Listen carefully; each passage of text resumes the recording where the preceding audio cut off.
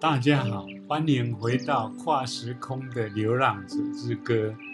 今天要讲的是第8集河渡的第1部分重逢。渡过人生业障的河渡中，有着自渡、渡人与被渡。在前集中，我们提到辛克莱告诉玛丽安娜，他所转世的修行者悉达多，在自我了结生命未成后，从河水中悟道，必须舍弃自我的优越，并试着从出世的独善其身与入世的普度众生之间找到永恒。春生夏，秋长冬，岁月是河水一样的川流不息着，转眼间又过了好些年。在长河的一个河渡岸边，住着一位年长的修行者。他住在一间粗简的茅木小屋，屋内仅有一个房间，虽然很小，但倒也一应俱全。他独自料理自己的生活起居，从打扫、洗衣、取水、洗米、切菜、起火到烹调等等，而食材、水果大多来自小屋旁自己耕种的菜谱。这些细微的生活琐事，在他成为摆渡人之前，都是由他人来服侍或供奉的。作为摆渡人的他，用渡船来帮形形色色的民众们度过他们在行李中的这段交通阻碍。小船、划船与维修的技术，是多年前另位摆渡长者在升天之前传给他的。耕种、烹调、修边、竹篓等等基本生活技巧，也是从他那里学来的。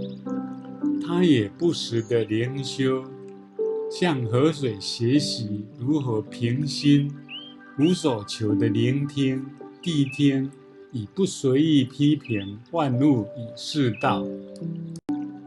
有时村民们会来向他诉说他们的烦恼与忏悔，请求给予安慰与开示。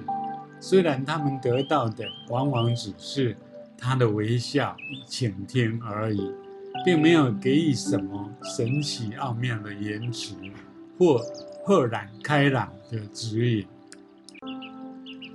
这段岁月就像河水潺潺一样的悠悠地过着，虽然一样是孑然一身，但跟年轻时独居修行时不同的是，此时身心灵的笃定与平安，没有当年的彷徨、孤单与寂寞。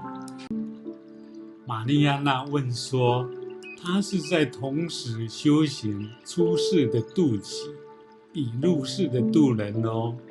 辛克莱回说，算是吧。直到有一天，这个静好的岁月又起了波澜。这天下午，他帮一对母女渡河，他们是以行脚方式去朝圣后，回程时取道于此。让他感到很奇特的是，见到他们时，他心中竟不其然地想勾起什么回忆来，而这妇人便是他昔日的情人老师陆华农。这时的他早已正式皈依佛门多年，是一位在家居士了。他早些年也捐出他的大庄园给世尊的教会，并改名为莲，一心照料他的独生女儿以及虔诚的修行。上船不久，陆华农老觉得这个摆渡人有点似曾相识的感觉。咦，怎么那么像他？那个曾经让他魂牵梦萦多年的旧日情人。过河一阵子后，他突然感到相当不舒服起来，胸口闷，心跳加快，晕眩又盗汗。女儿急切地问着：“妈，你怎么啦？”幸亏离岸不远，摆渡人赶紧把船划上岸，将他抱进他的河畔小屋中。他在摆渡人的床上休息了一阵子后，听到那低沉中带着温柔又似是很熟悉的声音，在轻轻地呼唤着他：“女施主，来喝些解中暑草药水吧。”是悉达多吧？上船时就觉得好像是你，虽然你没戴眼镜。而当你抱我上岸时，几乎的碰触就让我感应到，确定是你。是的，路华龙，是我。悉达多无限怜惜地回应着。刚见到你们时，心中就不其然地想勾起什么回忆来，后来猜想可能是你，只是又想当年风华绝代的名言，跟目前朴素如白莲的你，实在是有段落差啊。相逢仿佛在梦中，其实不是梦。想不到此生居然还能跟你再见。路华浓微弱的气息中充满了惊喜。感谢佛祖，阿弥陀佛。妈，你们是多年旧识了。女儿尖喊着。是啊，宝贝，她是。不待母亲讲完，哇，我的行李忘了拿进来。女儿径自急忙地跑到屋外。悉达多，她是你的亲生女儿安舒雅。什么？悉达多禁不住地叫了出来。我已经离开10多年了。是的，已经整整18年了。你离开那年，我就已怀有安舒雅。女儿很像你，天生聪慧，勤读经书，在校成绩优秀，出类拔萃，备受师长们及教会的肯定，已经获得世界知名顶尖理工大学的录取单了。秋天就要去加尔各答上学。他崇尚自由，不喜欢受体制约束，这种个性也像你，对吧？但愿他日后的路是平安顺利的，意思是不要像他父亲的人生那样的曲折。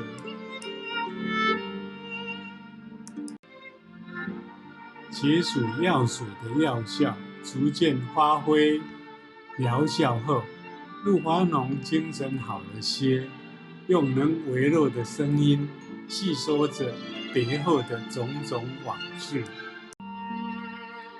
当年你走后，我日以继夜地做冥想来安定自己，可是好难哦，你知道吗？直到安舒雅出生之后，生活重心才得以稳定，一直到现在。你呢？悉达多回答说，当年离开红尘后，一度想结束自己的人生，重生后在这里巧遇了老摆渡人，跟他学习摆渡以自力更生的生活。他升天后，我就一直独居在河边，没想到都已经过了10几年。玛丽安娜为这段情缘的重逢感到很兴奋。太好了，你们全家团圆了，你就还俗了吗？辛克莱回答说：哦，请听我慢慢说来。他们母女就在小木屋里留了下来。翌日，悉达多打坐时，安舒雅来找他聊了起来。摆渡人，哦，悉达多叔叔，我不懂妈妈为什么老是反对我做这个做那个。若不是我极力争取，她还不让我念理工呢。听到这，悉达多当年不顾父亲强烈反对，艰辛离家求道的往事，一幕幕的重新浮现在他眼前，心里自问着：这难道也是一种轮回吗？没想到妇女可以聊很多哦，应该是说他听他讲了很多，一时间有女初长成的欣慰几度涌上悉达多的心头。虽然有时女儿批评事情时的内容与语气是偏激了些。安舒雅接着强烈批评学校与宗教的教育。她说，学校教的学理啊，教会宣扬的教义啊，几乎都是没有用的。这也让悉达多再度想起年轻时因曾参不透师尊的思想，切去质疑师尊的教学。再往前推，青少年时向老沙门们学的冥想、断食、观想法门等修行的方法，日后也都有用得上，但当年还是强烈的去批判他们，并且毅然离开他们而去。不止这些，这年轻女孩居然对企业的管理也很有意见。当今的企业只会剥削劳工而已，要照顾员工终身才是。这又让悉达多回忆起当年自己带领员工研发月光茶，造福整个大吉岭地区人们的情事来。显然，女孩误解了也有好企业。安舒雅也批评了政治与社会公义，譬如英国不应该为了政治利益而以宗教来把印度切割成印度与巴基斯坦两国，造成千万民众流离失所。还有社会的严重歧视女性等议题。悉达多觉得，虽然他的想法青涩偏激，但倒也基于一定程度的逻辑。父女两人聊到日薄西山，安舒雅说：偷偷告诉你哦，我还想组个乐团。这引起悉达多的好奇。是吗？你不是要去念理工科？我有歌舞才艺呀，理工与歌舞才艺不冲突，而且我与众不同啊。虽然妈妈不喜欢我以声色去工作，她实在很像当年的自己。难道这也是一种轮回吗？即使会担心她，但悉达多没有反驳她，纠正她或劝她不要去做那些事情，因为自己年少时不就是这样叛逆的去冲撞体制吗？何况每个人都要去走他自己的路啊。翌日，由于陆华农的病情不只是中暑而已，又引发救急，情况危急，于是赶紧叫来救护车，送回城中的大医院去。想不到，一段牵肠挂肚多年的思念，才意外重逢，很快的却又要分离，且后会无期。悉达多礼请依依地说：好好保重。陆华农无限浓情地回着：你也一样哦。如今的悉达多已不是昔日的他，今日的他将来也会消失。我们的爱至此是已化成一颗晶莹的水晶，而且父女也已相见，即使没有告诉你但这样已经够圆满了。陆华农想到这里，他的眼睛如水晶一样晶莹剔透，脸庞也开始红润起来。再见了，我的爱人。悉达多给他的老师，也是挚友，更是情人，献上最后的吻别。